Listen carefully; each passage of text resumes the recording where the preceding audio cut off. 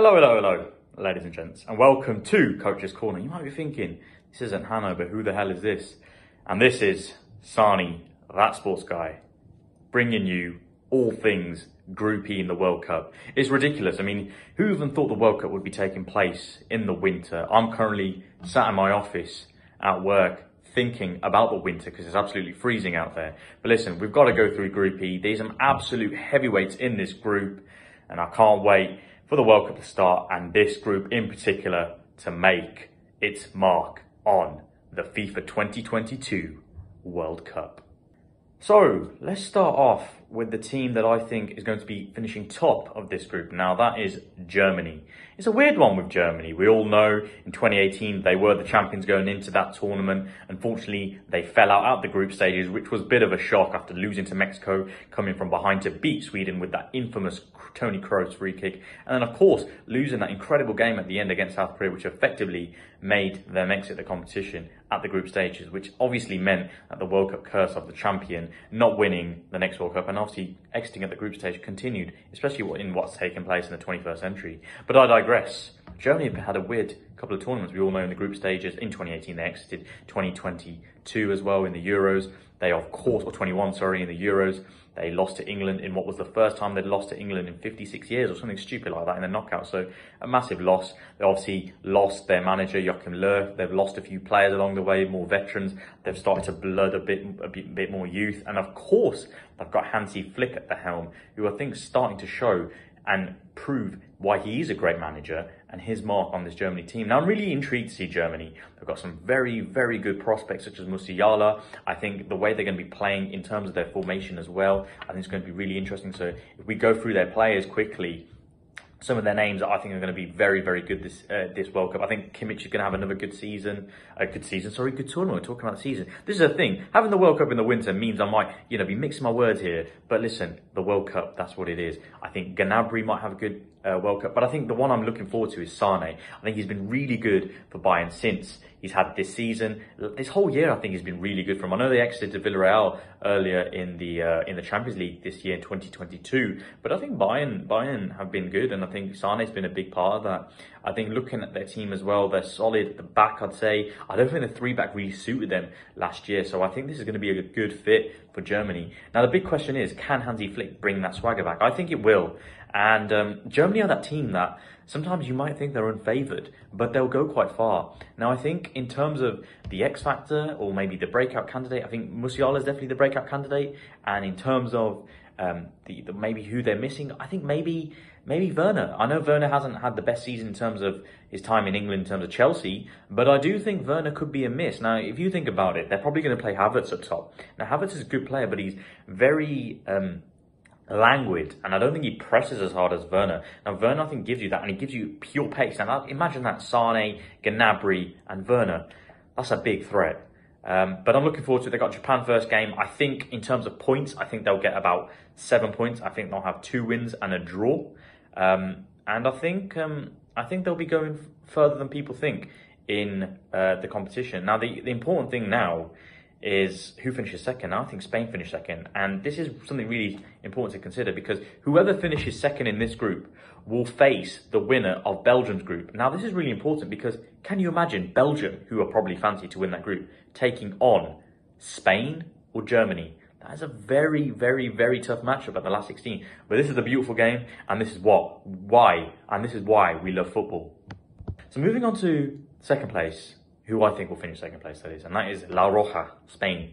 Now, Spain have had a bit of an interesting couple of tournaments. We all know in 2018, they underperformed. I know they had the issues with Lopetegui and Hierro and all these sort of issues, which meant they exited to Russia. And then, of course, in the Euros, they made the semi-finals. Unfancied, I must say, had some great games against the likes of Croatia. They weren't the best in the groups, but they got to the semis, gave Italy a great game, lost in the penalties, as we know. But Luis Enrique has made some very bold calls, so to speak. I mean, he's not picked Thiago, he left De Gea at home, he also left Ramos as well at home. Now, you're thinking they're old players, they might not be there, but experience matters in these tournaments, and having players like that means that the players you have picked surely must be better or better suited. And I don't think that is the case. I mean, looking at them, Gavi's probably going to play, Rodri did play a 4-3-3 with Pedri, Gavi, and what's his name, the CDM, Rodri, Pedri, Gavi, they all sound the same. You might as well put Xavi in there by the looks of it as well. But you've got them. Up top is where I think they might be lacking. I don't really think Morata's going to be a front man to lead Spain to the deeper stages of the World Cup. You've got Ferran Torres, you've got Pablo Sarabia as well. Defensively, I think they're all right. Again, I think Spain are one of those teams, they've had their golden generation from about 10, 15 years ago. And now they're coming at a stage where they've got these players coming through. But is it a team that's going to challenge? I don't particularly think so. I think they're going to have trouble as well in this group. I think Japan are definitely the team that are going to trouble them in terms of that second place position, because I think Germany are going to finish top. Now, Spain finishes second, mean they're going to face Belgium. Belgium, fine, granted, haven't been the best in the last couple of tournaments and have underachieved to a certain extent, considering their golden generation. However, I do think Spain are going to exit the last 16. I think they finish second in this group. I think they're going to pick up two wins. I think it's going to be a win and 2 draws. I think they'll beat Costa Rica, and I think they'll draw to Germany. That's why Germany have got that 1 draw. And I think they'll draw to Japan as well. And I think it will come down to goal difference as a result. So that game against Costa Rica is going to be vital. So now we move on to Japan, who I think finished third. It's annoying. It's not like the Europa League where, if you finish third, sorry, the Champions League where you finish third, you fall into the Europa League playoffs. There's nothing like that in the World Cup. And I'm kind of glad, because you want this World Cup to be nicely held in about 4 weeks, a month. I mean, this might be a little bit shorter given the time period, but yeah. Anyway, I digress again. Again, I'm waffling. There's no waffles. I'm not a German market or anything. I'm not in Belgium as well, but I do tend to waffle. Hence why I'm in the office right now, because that's where the waffle tends to exist the most. But anyway, I digress again. Going back to it. Japan, I've always had a soft spot for Japan. I don't know what it is. Ever since I've started watching the World Cup, my first ever World Cup I watched was 2006, they were there. 2010, I'm pretty sure they were there with Kazuki Honda. 2014, I don't think they made it in 2014.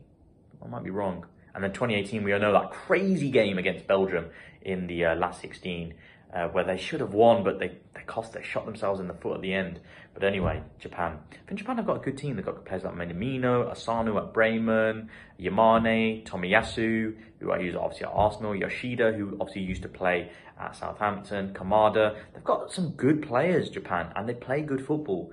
The only issue is, do they have enough to get past what happened 4 years ago against Belgium and overcome the Spaniards? That is the game where I think this group comes down to. I think, like I said, I'm confident Germany finished first. Whoever finishes second comes between Japan and Spain. And what is absolutely amazing about this group, and which is why I'm really interested in this group, Japan play Spain in the final game of this group stage. So you could have a stage where, let's say, Spain have drawn against Germany and have beaten Costa Rica, and let's say Japan have beaten Costa Rica and lost to Germany. That means that whoever wins this tie will go through. And that's what I think is going to make this group very, very interesting. And I think it's going to be a draw in that final game, and I think Japan finished third. But again, exciting team to watch. Looking forward to seeing what they produce. I think the big question is, will the manager obviously leave the veterans at home? Leaving the veterans at home paying dividends? I mean, we'll see. But looking at the players I can see on the screen, it's good. They've got good future, and one of my friends who is Japanese, Yerk, I guess he'll be paying attention to their games with great intent. Finally, we come to the minnows of the group, and it's a bit cheeky me saying minnows, because we all know in 2014 Costa Rica also made the World Cup. They were in a group with Uruguay, Italy, and of course England. Where did Uruguay finish? Where did Italy finish? Where did England finish? None of them finished first. We all know Costa Rica finished first. The unfancy team in the group of death finished first. Could you believe that? I didn't. Clearly not. England finished last, I'm pretty sure. Crazy, crazy stuff.